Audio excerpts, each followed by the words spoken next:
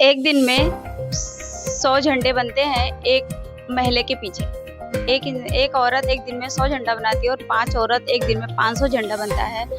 और इस झंडे को बनाने में मेरे देश की सेवा के लिए हमें गर्व होता है और इससे मेरा रोटी रोजी चलता है। हम काम करते और यहाँ पे हमें 5 साल हो गए ऐसा जॉब काम करते हुए यहाँ पे।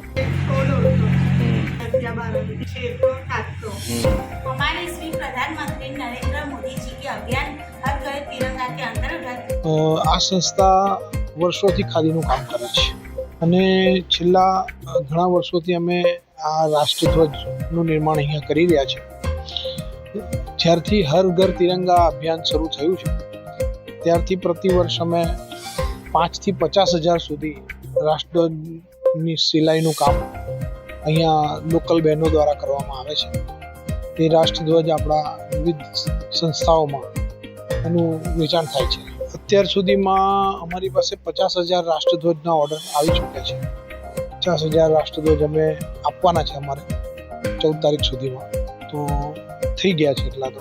પણ આ હર ઘર તિરંગા છે જે અત્યારે બજારમાં મળે છે એ ટાઈપના ખાદીના પ્યોર ખાદીના કાપડમાંથી